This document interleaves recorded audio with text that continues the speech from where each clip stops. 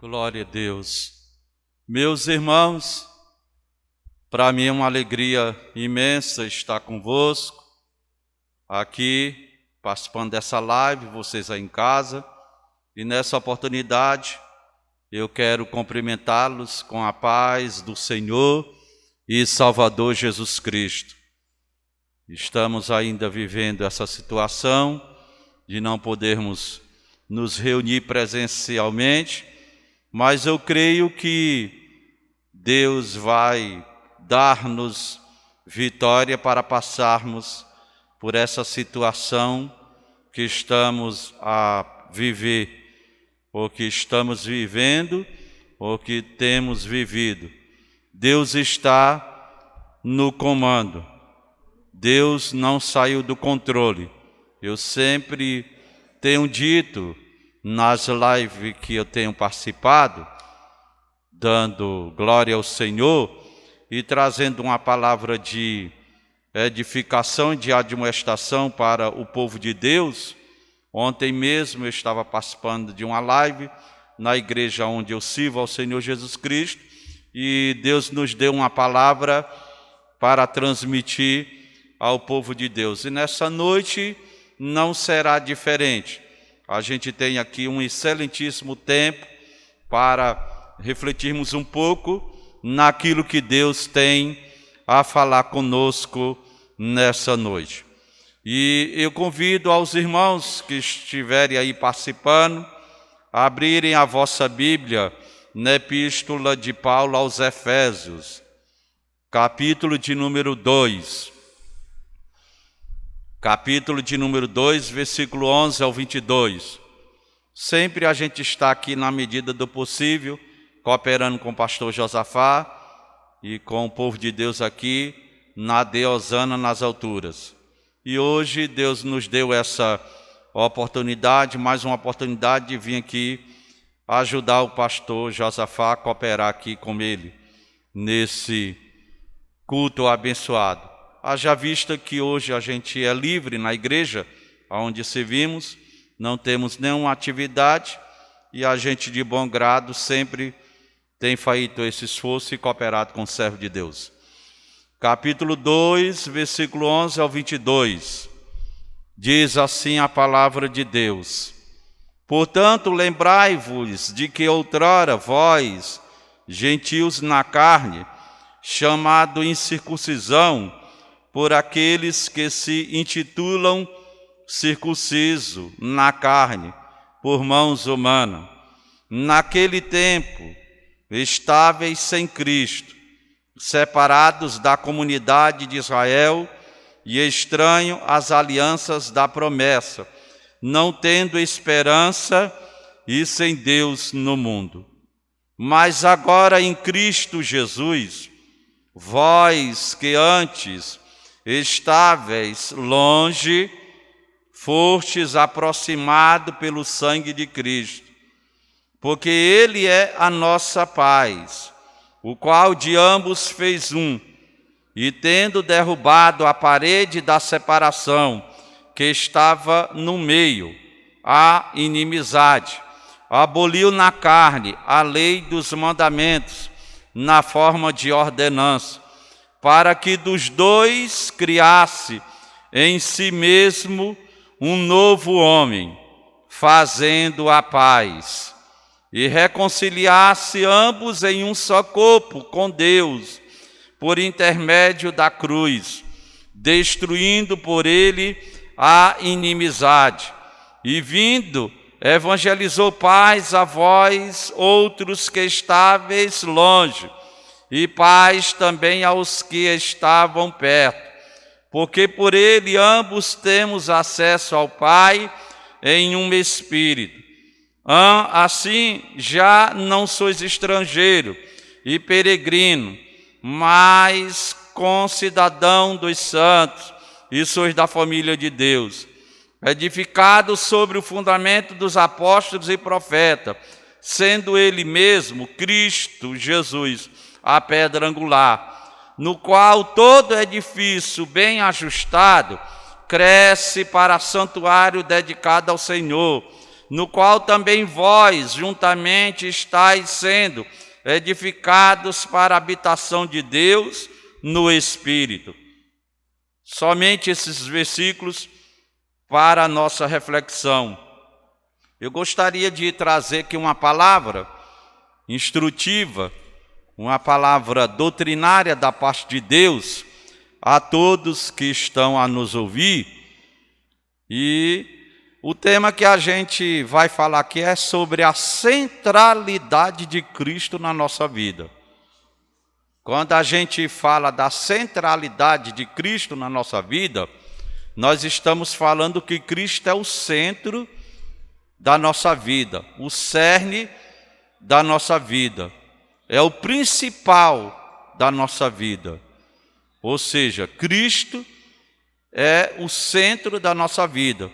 Isso significa que prevalece na nossa vida uma linha de pensamento chamado cristocentrismo, onde Cristo é o centro da nossa vida.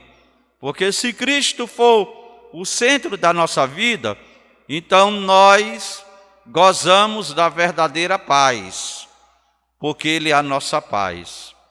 Se Cristo é o centro da nossa vida, então nós gozamos da verdadeira reconciliação, porque Ele reconciliou-nos com Deus.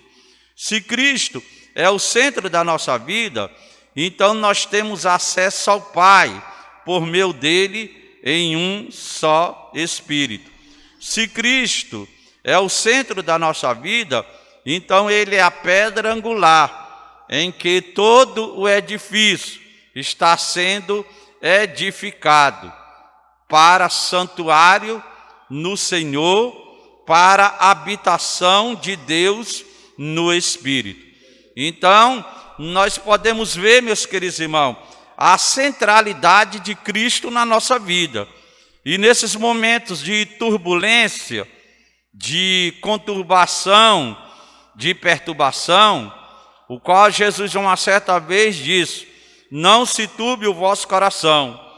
Jesus, antes de ser preso, Jesus antes de ser julgado, Jesus antes de ser condenado à morte de cruz e ser crucificado, e ser morto e ser sepultado, ele trouxe uma palavra instrutiva para os discípulos, e que está lá no capítulo 14, versículo de número 1 do Evangelho segundo escreveu João: não se turbe o vosso coração, credes em Deus, credes também em mim.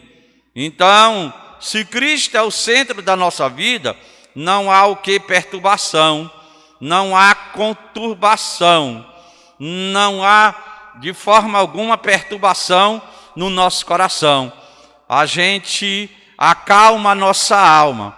Obviamente que não é assim fácil a gente colocar em prática, porque ouvir é uma coisa e colocar em prática é outra coisa. Dizer é uma coisa e colocar em prática aquilo que dizemos é outra coisa.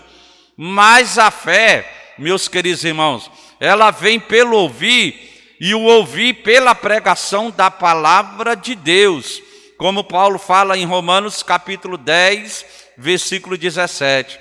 E Cristo é o autor e consumador da nossa fé, como o escritor aos Hebreus fala no capítulo 12, versículo de número 2, a partir do versículo 2. Então, meus queridos irmãos, Jesus falou essas palavras, e se a gente for lendo os versículos que se seguem do capítulo 14 do Evangelho segundo escreveu João, a gente vai chegar lá no versículo de número 27, quando Jesus diz o seguinte: deixo-vos a minha paz eu vos dou, não a dou como o mundo a dá, não se turbe o vosso coração. E aqui Paulo, meus queridos irmãos, ele fala que Cristo é a nossa paz. Então, se Cristo é o centro da nossa vida, então Cristo é a nossa paz. O versículo de número 14 aqui do texto que eu acabei de ler para os irmãos ouvirem, está bem claro, porque ele é a nossa paz, o qual de ambos fez um. Que ambos são esses?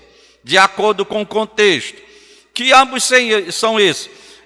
Ambos aqui se refere ao povo judeu e ao povo gentil.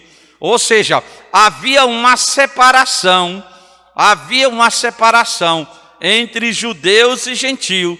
Mas como Cristo é o centro da nossa vida, é o cerne da nossa vida, e Ele é a bênção para todas as famílias da terra, como o Senhor Deus havia prometido a Abraão, quando o chamou. A sétima promessa básica que Deus fez a Abraão, dizendo: em ti serão benditas todas as famílias da terra. E Paulo confirma, meus queridos irmãos, essa bênção quando ele diz o seguinte lá em Gálatas capítulo 3. E tendo previsto o Senhor que justificaria os gentios pela fé, anunciou primeiro o evangelho a Abraão, dizendo: em ti serão benditas todas as famílias da terra. Então, meus queridos irmãos, se Cristo é o centro da nossa vida, então Cristo é a nossa paz. Por isso que Ele deixou-nos a paz. Ele não somente deixou-nos a paz, mas Ele deu-nos a paz. O ato dele dar-nos a paz foi o ato dele ter nos reconciliado com o Pai. A cruz do Calvário, meus queridos irmãos, foi o palco, meus queridos irmãos, aonde o Senhor efetuou a reconciliação. O versículo 16 diz o seguinte: e reconciliasse ambos em um só corpo. Ou seja, ambos. Que ambos são esses? É o povo judeu e o povo gentil. Ambos foram reconciliados em um só corpo, existindo aí, passando a existir o quê, irmão? A igreja do Senhor Jesus Cristo. Porque de acordo com 1 aos Coríntios capítulo 12, versículo de número 13, de fato, por um só Espírito, todos fomos batizados em um só corpo, quer judeus, quer grego, quer livres, quer escravos, a todos foi dado a beber de um só Espírito. Então, se Cristo, meus queridos irmãos, Ele é o cerne da nossa vida, então Ele é a nossa paz. E não somente Ele é a nossa paz, mas de acordo com Isaías capítulo 9, versículo de número 6, nós encontramos o profeta Isaías dizendo o seguinte: um menino nos nasceu, um filho se nos deu, e o seu nome será Maravilhoso, Conselheiro, Deus Forte, Pai da Eternidade e Príncipe da Paz. A palavra príncipe, meus queridos irmãos, ela significa principal. Então Jesus é o principal da paz. Por quê? Porque nele nós temos a paz. Nele toda a barreira de separação que existe entre nós e o Senhor Deus é derrubada. Então a morte de Jesus Cristo, meus queridos irmãos, ela derrubou a parede da separação, a inimizade. Existia um muro lá no templo de Jerusalém que separava e que impedia o povo judeu ter acesso ao pátio dos judeus, ou seja, impedia o povo gentil ter acesso ao pátio dos judeus. Quando o apóstolo Paulo escreveu esse texto, ele estava fazendo uma alusão justamente a essa parede, a esse muro que impedia que o povo gentil tivesse acesso ao pátio do templo dos judeus, onde estava o altar do holocausto, onde estava o lavatório. Mas quando Cristo bradou no Calvário e disse: Pai, está consumado, não somente, irmão, o véu que separava o santo lugar do santíssimo lugar foi rasgado de alto a baixo, mas como simbolicamente e espiritualmente, esse muro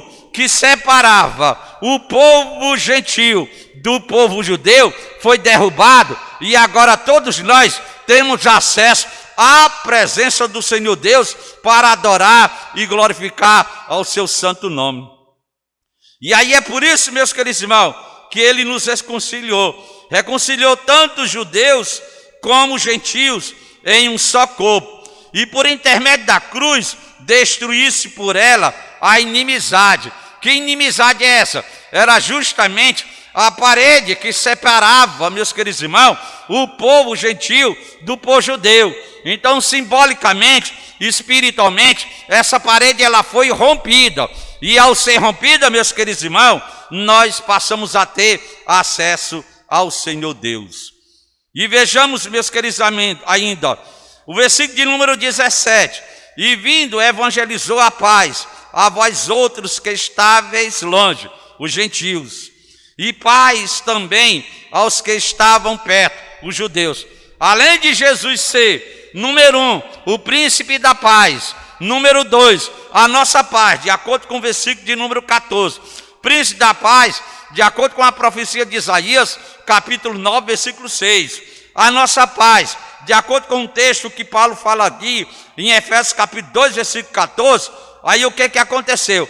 Jesus, que é o príncipe da paz, que é a nossa paz, que deixou-nos a paz, que deu-nos a paz, agora ele vai e evangeliza. O que é evangelizar? É anunciar as boas novas. Então Jesus anunciou as boas novas da paz, tanto aos que estavam longe, que são os gentios, como aos que estavam perto, que são os judeus. E paz também aos que estavam perto. Ao versículo 18, meus queridos irmãos, nos chama bastante atenção. Veja só, porque por ele, esse por ele aqui se refere a Cristo. Por isso que Cristo, irmão, é o cerne da nossa vida, porque Cristo é a nossa paz e Cristo é o meio pelo qual nós somos reconciliados. Essa questão da reconciliação, Paulo também fala lá em 2 aos Coríntios, capítulo de número 5, no versículo de número 19, quando ele diz que tudo isso provém de Deus, que nos reconciliou consigo mesmo, a saber, Deus estava em Cristo reconciliando o homem consigo mesmo. Ou seja, Cristo, meus queridos irmãos, é a nossa reconciliação. Por isso que agora nós vivemos em paz. Interessante, irmãos, essa reconciliação, ela proporcionou para nós também a justificação. É o que Paulo fala lá em Romanos capítulo de número 5, versículo 1. Justificado pela fé, temos paz com Deus por meio do Senhor Jesus Cristo. Por isso que ele é o nosso príncipe da paz, a nossa paz, deixou-nos a paz, deu-nos a paz e evangelizou-nos a paz. E ao evangelizar-nos a paz, irmão, nós agora passamos a quê? A ter agora acesso. Antes nós não tínhamos acesso. Em João capítulo 14, versículo 6, o Senhor Jesus Cristo falou: eu sou o caminho e a verdade e a vida.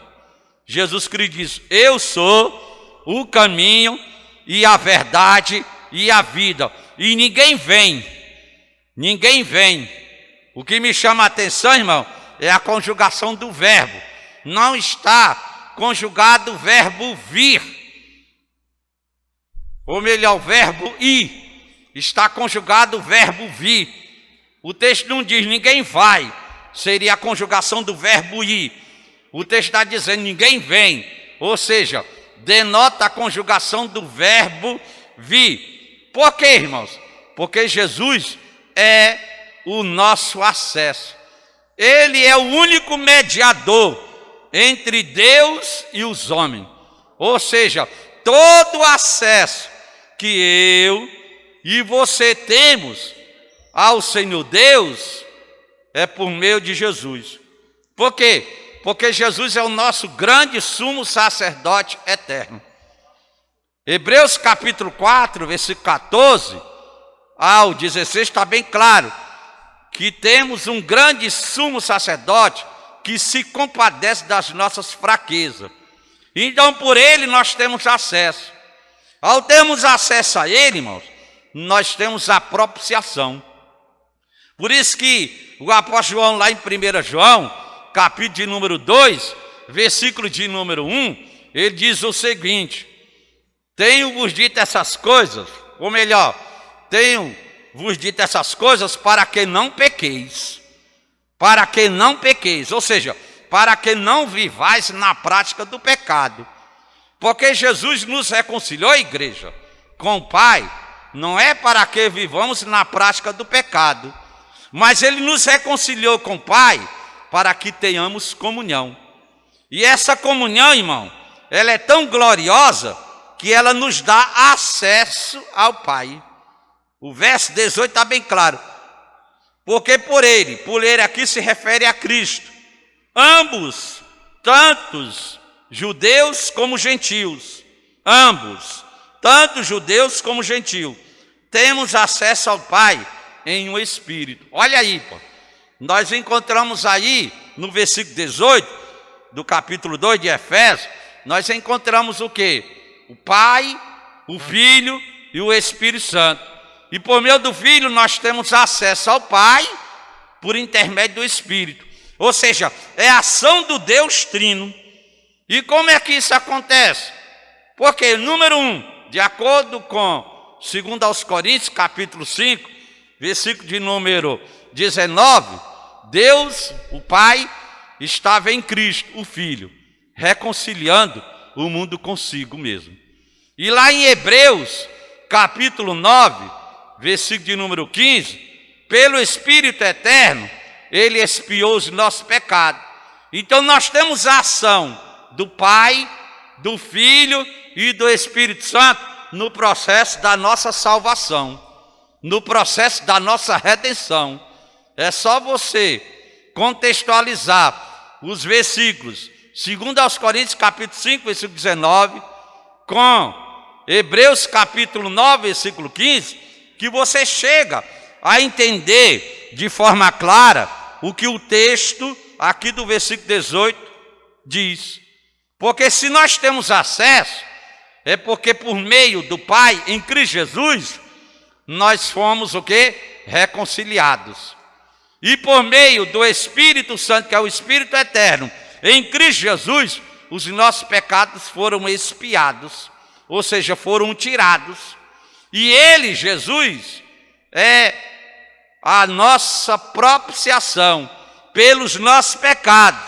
E não somente pelos nossos pecados, mas pelos pecados do mundo inteiro. Isso está bem claro, irmãos, aqui no versículo 18. Então, todo e qualquer acesso que eu e você temos ao Pai é por meio do Filho, através do Espírito Santo. Ou seja, me faz lembrar, meus queridos irmãos, das palavras do apóstolo Paulo, em Romanos capítulo de número 8, versículo 26, quando Paulo diz que nós não sabemos pedir como convém, mas o mesmo Espírito intercede por nós com gemidos inexprimíveis. Ou seja, diante do Pai, nós temos Cristo, que é o nosso intercessor e o nosso advogado. E aqui na terra, nós temos o Espírito Santo, que é o nosso intercessor e também o nosso advogado. Ou seja, nós temos dois intercessores, um no céu, que é o Filho, junto ao Pai, e outro na terra, que é o Espírito Santo, em nós e conosco. Por que em nós? Porque Ele habita conosco. Jesus soprou sobre nós e diz: recebeu o Espírito Santo. E a partir do momento que Cristo deu esse sopro, o Espírito Santo passou a habitar em nós. Então, Ele nos consola do interior para o exterior e do exterior para o interior. Por que do exterior para o interior? Porque Ele habita conosco. Ele habita conosco. Ou seja, Jesus foi, mas rogou ao Pai, e o Pai enviou outro Consolador. E no dia do Pentecostes, irmão, o Consolador foi enviado. Ele já habitava conosco, em nós, porque já éramos o quê? O seu santuário. Mas aí o que acontece, meus queridos irmãos? Ele foi enviado.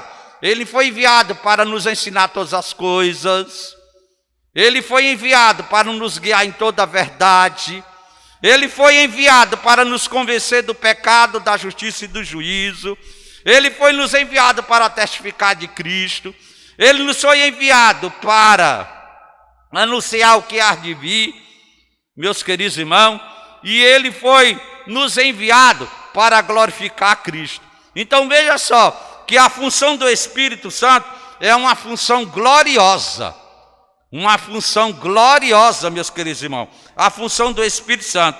E é em um Espírito que nós temos acesso ao Pai por meio do Filho. Porque o Espírito Santo aqui na terra faz a ponte do nosso acesso ao Filho, e o Filho faz a ponte do nosso acesso ao Pai. E é por isso que o apóstolo Paulo fala lá em Colossenses capítulo 2, versículo 9, dizendo que nele habita corporalmente toda a plenitude da divindade. E no capítulo 1, versículo 15, Paulo diz que ele é a imagem do Deus invisível. Em Hebreus capítulo 1, versículo 3, o escritor da Epístola aos Hebreus diz que ele é o resplendor da glória de Deus. E ainda no versículo 3, ele diz que ele é a expressão exata do ser de Deus. Ou seja, Jesus é o Deus homem, Jesus é o ser divino humano. Então, por intermédio dele, em um só Espírito, nós temos acesso ao Pai. E o que mais interessante é no versículo 19, uma outra coisa que em Cristo, veja só, assim já não sois estrangeiro. Ou seja, Cristo é a nossa paz, Cristo é a nossa reconciliação e Cristo é o nosso acesso ao Pai. Aí o versículo 19 diz, assim já não sois estrangeiro e peregrino. Ou seja, mas concidadão dos santos e sois da família de Deus. Olha só, concidadão dos santos e sois da família de Deus. Se nós somos da família de Deus, então significa que nós somos filhos de Deus. E nós somos filhos de Deus, igreja, de duas formas. Por meio do novo nascimento, porque todo aquele que é nascido de Deus não vive na prática do pecado. Então nós somos filhos de Deus por meio do novo nascimento, o nascimento da água e do Espírito, o nascimento da vontade de Deus. E nós somos filhos de Deus por meio da adoção. E essa adoção dá-se por intermédio de Cristo, Efésios capítulo 1, versículo 5, e por intermédio do Espírito Santo, Romanos capítulo 8, versículo de número 14 e 15. Então nós somos filhos de Deus, irmão, por meio do novo nascimento. Esse novo nascimento acontece por meio da palavra da verdade. Tiago diz que nós somos gerados pela palavra da verdade.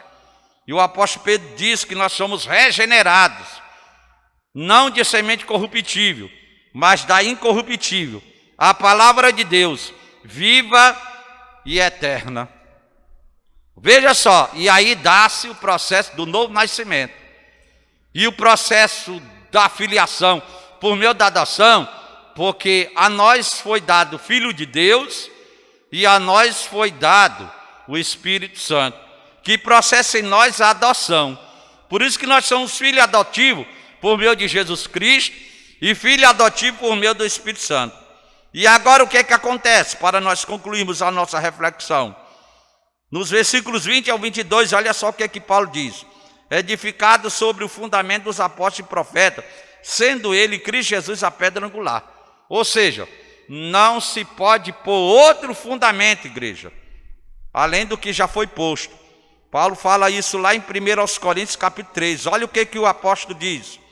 Capítulo 3 de 1 Coríntios. Eu vou ler aqui para os irmãos. Olha aqui, capítulo 3, versículo 11. Porque ninguém pode lançar outro fundamento, além do que foi posto, o qual é Jesus Cristo. Contudo, se alguém, versículo 12, edifica sobre o fundamento, é ouro, prata, pedras preciosas, madeira, feno e palha, manifesta se tornará a obra de cada um. Ou seja, não se pode constituir ou pôr outro fundamento além do que já foi posto, Jesus. Uma coisa que eu quero deixar aqui bem claro para os irmãos, é que a igreja ela não é edificada sobre os apóstolos e profetas. O texto não está dizendo que a igreja foi edificada sobre os apóstolos e profetas. O texto está dizendo edificados sobre o fundamento. Sobre o fundamento. Sobre o fundamento dos apóstolos e profetas. E esse fundamento, irmão, é Cristo Jesus, a pedra angular. Ou seja, que fundamento é esse? É a doutrina da fé cristã. Por isso que a igreja primitiva, Atos dos Apóstolos, capítulo 2, versículo 42, e a igreja perseverava na doutrina dos apóstolos, que é o fundamento, Cristo Jesus, e na comunhão, e nas orações, e no partir do pão, e em cada alma havia temor. E os sinais e prodígios eram operados pelos apóstolos, pelos discípulos. O versículo 21 diz o seguinte: no qual todo edifício bem ajustado cresce para santuário dedicado ao Senhor, no qual também vós juntamente estáis sendo edificados para a habitação de Deus no Senhor. Ou seja, nós somos edifícios de Deus. Paulo fala isso lá em 1 Coríntios, capítulo 3, versículo 9. Veja só, voltando lá para o texto de 1 Coríntios, capítulo 3. Olha o que o texto sagrado diz. Capítulo 3, versículo 9. Porque de Deus somos cooperadores, lavoura de Deus, edifício de Deus sois vós. Ou seja, a igreja ela é lavoura de Deus, por quê?